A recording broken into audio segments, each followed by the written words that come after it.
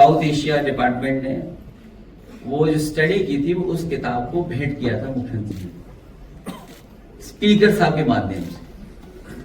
तो अंग्रेजी में भिजवाई थी मैंने,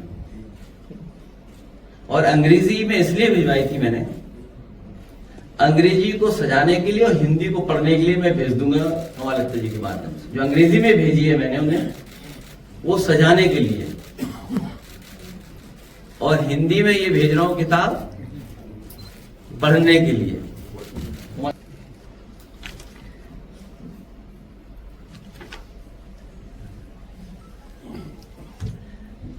क्योंकि 9वां बजट था इनका, यूपी नंबर 1 के लिए भाजपा का संकल्प पत्र और उनके संकल्प अगले 5 वर्षों में किसानों को सिंचाई के लिए मुफ्त बिजली उपलब्ध कराएंगे। ये पहला उनका संकल्प था। कितने बजट पेश हो चुके हैं? 9। पहला घोषणा पत्र का पहला है उनका शब्द। दूसरा वो कहते हैं कि हम 25,000 करोड़ की लागत के साथ सरदार वल्लभ भाई पटेल एग्रो इंफ्रास्ट्रक्चर मिशन बनाकर के प्रदेश भर के किसानों की मदद करने का काम करेंगे।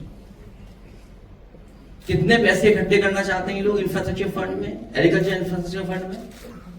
25,000 करोड़ रुपया, और 9 बजट इनके चले गए हैं।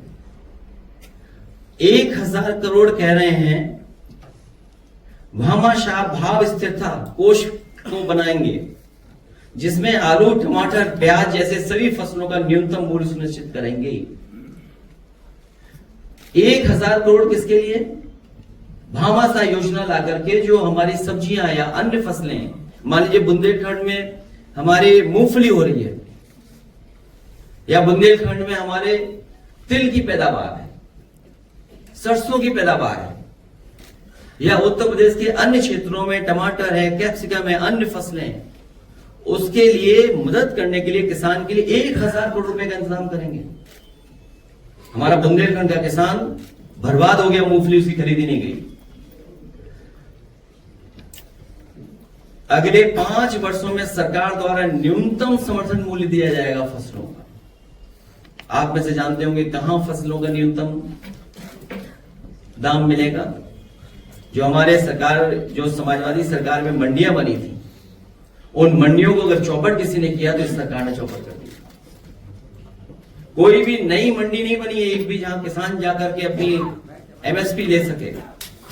ऐसे तमाम उनके वो बिंदु हैं जो घोषणा पत्र में शामिल थे, और 9 बजट के बाद भी हम देख रहे हैं।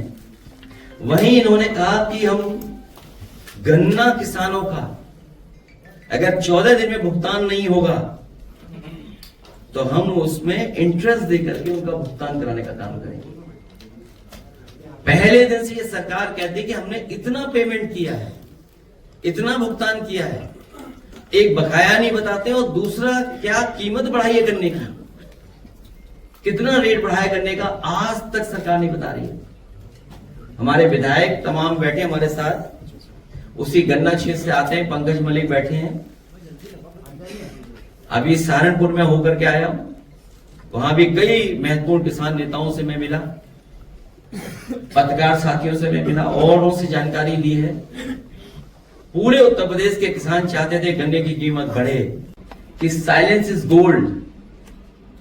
जब उसके से मिलती जुलती हम लोग हिंदी में कहावतें या उसके आसपास की कहावतों को पढ़ते हैं, या संस्कृत की जब सोचते हैं, तो हमें समझ में आता है कि हालांकि वो संस्कृत का मैं बोल नहीं सकता हूं, किसी को बुरा लग जाएगा, लेकिन साइलेंस इज गोल्ड, उससे मिलती जुलती जो संस्कृत में एक मुहावरा बोले या सेइंग बोले या कोट बोले, उसका मतलब यह है कि विद्वानों की सभा में मूर्ख के लिए मौनी आभूषण होता है। क्या है विद्वानों के सभा में मूड के लिए मौनी आभूषण होता है। और ये तो विधानसभा थी जहां पर बहुत जागरूक लोग थे। कुछ लोग उर्दू का विरोध उर्दू में ही किए, और यहां पर जितने लोग बैठे हैं, हमारे पत्रकार साथी बड़े जागरूक समझदार लोग हैं, वो उर्दू को भी जानते हैं, हिंदी को भी समझते हैं, अंग्रेजी को भी समझते हैं। तो सोचिए, पहली सरकार है जो उर्दू का विरोध उर्दू में कर रहे थे।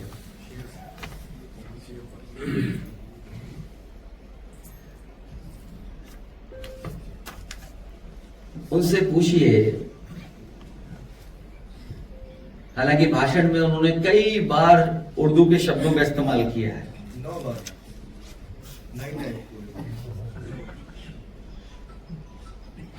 जो उर्दू के शब्द उन्होंने बोले, बदनाम, बख्शा नहीं जाएगा, पैदा, गुनहगार, मौत, तमाम, हादसा, जान, हसीन, जुआन, बस्ती, तबके, पायदान, अगर, बात, बच्चों, आदि, सरकार, अंदर, दुनिया। क्या ये उर्दू शब्द नहीं है?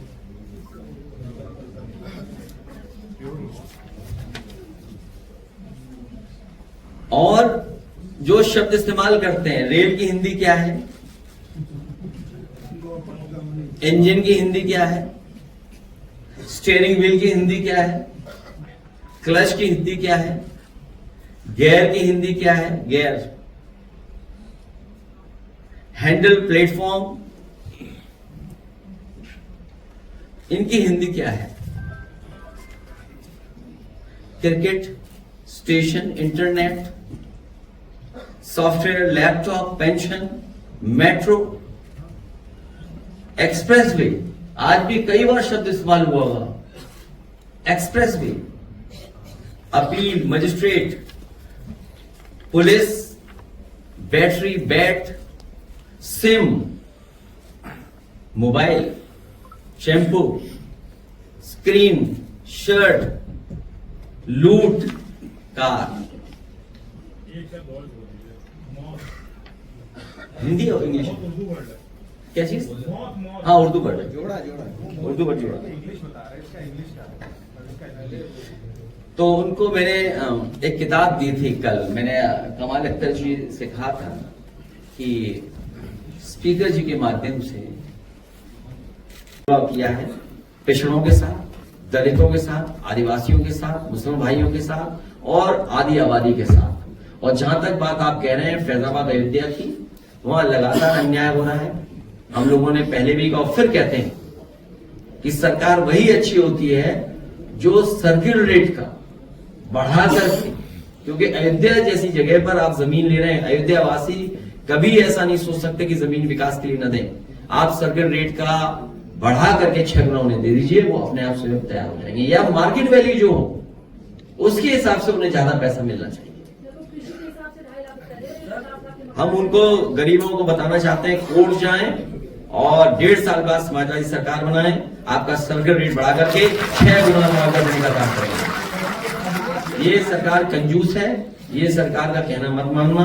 ये 5 स्टार होटल अयोध्या में बनाना चाहते हैं। इन्हें होश ही नहीं है बीजेपी वालों को कि बिना बार के 5 स्टार होटल ये बार खोलना चाहते हैं।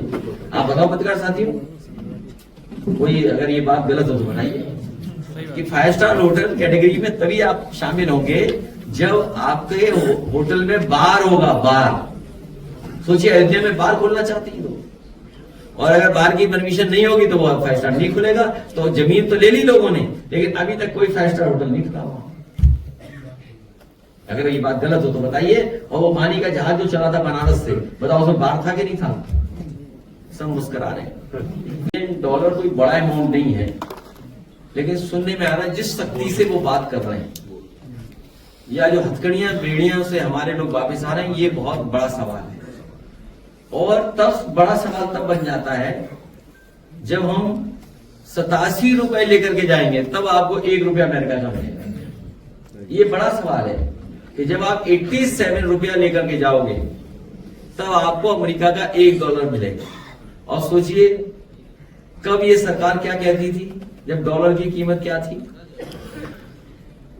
समाजवादी सरकार में जिन गंभीर बीमारियों में 5 लाख रुपए दिए जाते थे, जहाँ कैंसर हो गया है, वर्तमान सरकार ने उसको 1.5 लाख रुपए दिए। इसमें इलाज हो सकता है सरकार? इस पे हम एक ऐड भी दिखाएंगे आपको, वो हमारी पार्टी ने एक ऐड बनाया, वो दिखाएंगे आखिरी में। अरे रुकेश है, और इसलिए क्योंकि उत्तर प्रदेश का 9वां बजट पेश हुआ है। ये सेकंड लास्ट बजट था इनका, सेकंड लास्ट बजट। इसके बाद आखिरी बजट होना है और फिर हम सब लोगों को नई सरकार चुनने का मौका मिलेगा। जिस सरकार के पिछले कई बजटों को अगर हम देखें